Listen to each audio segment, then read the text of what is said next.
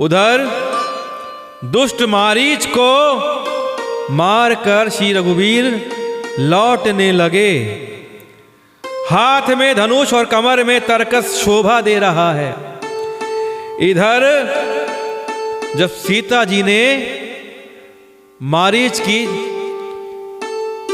छल भरी आवाज सुनी, हा लक्ष्मण,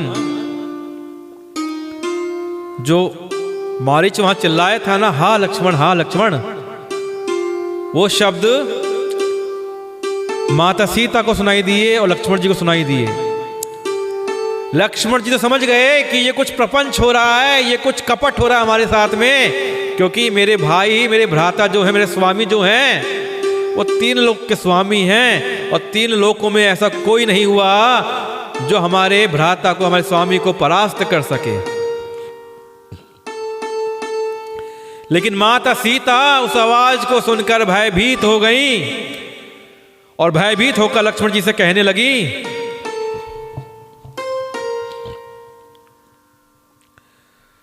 जाहु बेगी संकट अति भ्राता, लक्ष्मण भी हंसी कहा सुनु माता, भ्रुकुटि बिलास सृष्टि लय होई, सपने हो संकट परई की सोई। कि क्या कहती है माता सीता कि लक्ष्मण तुम शीघ्र जाओ, तुम्हारे बड़े भाई बड़े संकट में हैं।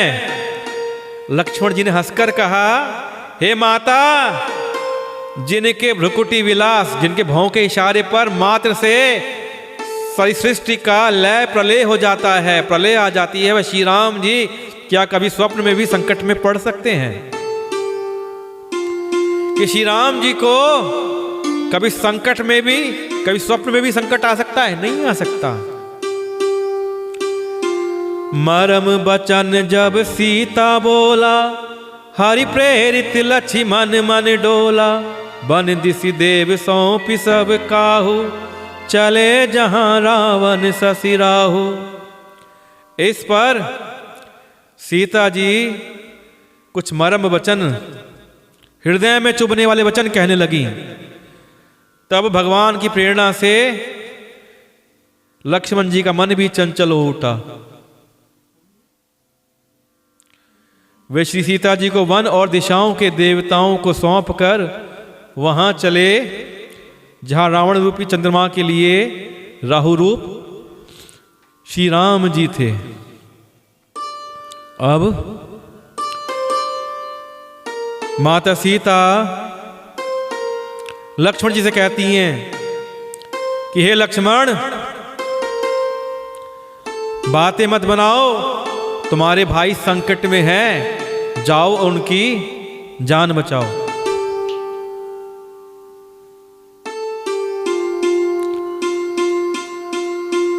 लेकिन लक्ष्मण जी क्या समझाते हैं, मां कोई संकट नहीं है, हमारे प्रभु किसी भी प्रकार के संकट में नहीं है। तो सीता जी ने कहा कि तुम कायरता भरी बातें कर रहे हो, तुम्हारे मन में कायरता है इसलिए ऐसी बातें कर रहे हो। तो लक्ष्मण जी ने कहा,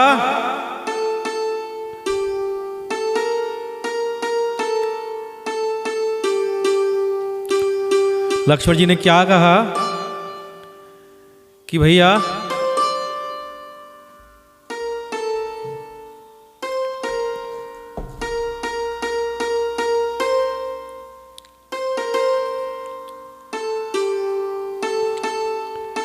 अब लक्ष्मण जी माता सीता को समझा रहे हैं कि माता, हमारे स्वामी किसी भी संकट में नहीं है। माता सीता ताने मारते हुए कह रही हैं कि तुम कायरता भरी बातें कर रहे हो, तुम्हारे मन में कायरता आ गई है इसलिए तुम ऐसी बातें कर रहे हो। आज जब वीरता दिखाने का समय आया है तो तुम भाभी के आंचल में छुपकर बैठ जाना चाहते हो। ऐसे कठोर कठोर वचन माता सीता ने श्री राम जी से कहे। तो लक्ष्मण जी ने माता सीता से कहा, हे माता,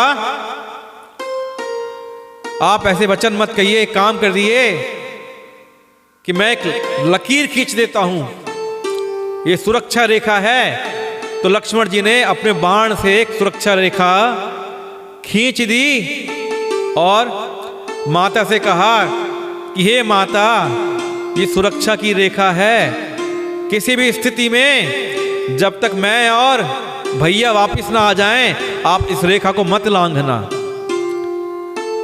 और अपने स्वामी श्री राम जी से मन ही मन क्षमा मांगते हुए कि हे स्वामी, आज मैं पहली बार आपकी अवज्ञा कर रहा हूं, माता को यहां छोड़कर जा रहा हूं, मुझे क्षमा करना। और ऐसा कहकर श्री लक्ष्मण जी उस दिशा में चल दिए जिस दिशा से हा लक्ष्मण की आवाज आ रही थी। अब सोन बिच 10 कंधर देखा, आवा निकट जति कै बेशा, जाके डर सुर असुर डेराही, निसिना नींद दिन अन्न न खाई। कि रावण ने अब मौका देख लिया, सब सुना है, घर में सीता अकेली है। मौका पाकर रावण ने सन्यासी का, तपस्वी का, साधु का वेश धर लिया, साधु का वेश धारण कर लिया। और क्या बोलता है, भिक्षाम देहि, भिक्षाम देहि, और जाके कुटिया के आगे खड़ा हो जाता है। माता सीता कुटिया के बाहर देखती है तो साधु खड़ा है जो भिक्षाम देहि, भिक्षा मांग रहा है। माता सीता कहती हैं कि हे साधु देवता, मेरे पति बाहर गए हुए हैं, इसलिए मैं इस सीमा को, इस रेखा को लांघ नहीं सकती हूं। आप बैठिए, मैं आपको भिक्षा देती हूं। मैं आपको अंदर तो नहीं बुला सकती, इसलिए आप बाहर बैठिए, मैं आपके लिए भोजन लेकर आती हूं। रावण, जिसने साधु का वेश धारण किया हुआ था, बाहर बैठ गया और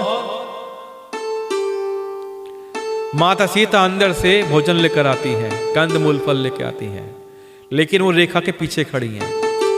जब तक माता सीता कुटिया के अंदर थी तो रावण ने क्या कोशिश करी, उस रेखा को लांघकर अंदर जाने की कोशिश करी। लेकिन जैसे ही रावण ने कोशिश करी, तुरंत रावण को झटका लग गया। रावण उस रेखा को पार नहीं कर पाया।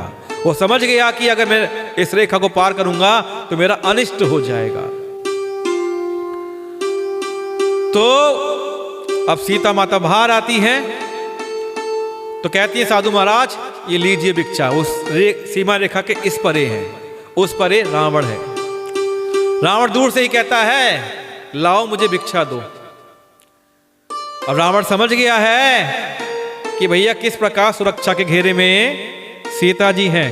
वो क्या कोशिश करता है कि सीता बाहर आ जाए। अब सीता कहती है कि मेरे देवर ने सुरक्षा रेखा खींची है, मैं इसके पार नहीं आ सकती, इसलिए हे अतिथि, हे साधु, आप यहीं पर आकर भिक्षा ले लीजिए। तो रावण फिर कठोर वचन कहता है कि तुम अतिथि का सत्कार नहीं कर रहे हो, जाओ, मैं तुम्हारे पति को श्राप दे दूंगा। मुझे पता है तुम्हारा पति जंगल में स्वर्ण मृग के पीछे दौड़ रहा है और उसे चोट भी लग गई है, इसलिए मुझे सब पता है, मैं सर्वज्ञ हूं, सर्वज्ञानी हूं। सीता माता ने जान लिया ये तो साधु बड़ा ज्ञानी है। तो रावण ने कहा कि मैं तुम्हारे पति को श्राप दे दूंगा, तुमने आतिथ्य का अपमान किया है। तो माता सीता ने कहा, नहीं नहीं प्रभु, मेरे पति को श्राप मत दीजिए, मैं आगे आ जाती हूं। और इस प्रकार कहते हुए सीता ने वो सीमा रेखा लांघ दी और रावण ने कहा कि तुम तो इतनी सुंदरी हो, इतनी सुंदर हो, तुम्हें तो किसी अच्छी जगह होना चाहिए, तुम कहां ये कुटिया में रह रही हो। तो सीता माता ने कहा कि तुम साधु के वेश में कौन हो जो ऐसी बातें करते हो? साधुओं को ऐसी बातें करना शोभा नहीं देता, बताओ तुम कौन हो। तो लंकेश अपने असली रूप में आ गया, अट्टहास करता हुआ और इस प्रकार कहता हुआ असली रूप में आ गया। उसने छल से माता सीता को खींचा और खींच के चल पड़ा और इस प्रकार उसने माता सीता का हरण कर लिया। कि रावण सूना मौका देखकर यति सन्यासी के वेश में श्री सीता जी के समीप आया, जिसके डर से देवता और दैत्य तक इतना डरते हैं कि रात को नींद नहीं आती और दिन में भरपेट अन्न नहीं खाते।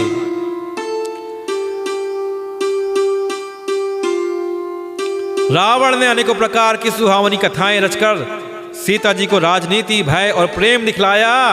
और सीता जी ने कहा, हे यति गोसाई सुनो, तुमने तो दुष्ट की तरह वचन कहे हैं, अब ये बताओ तुम कौन हो। तो रावण ने अपना असली रूप दिखलाया और अपना नाम सुनाया। तो सीता जी भयभीत हो गई और उन्होंने गहरा धीरज धरकर कहा, अरे दुष्ट खड़ा तो रहे, प्रभु आ गए तो तेरा सर्वनाश हो जाएगा।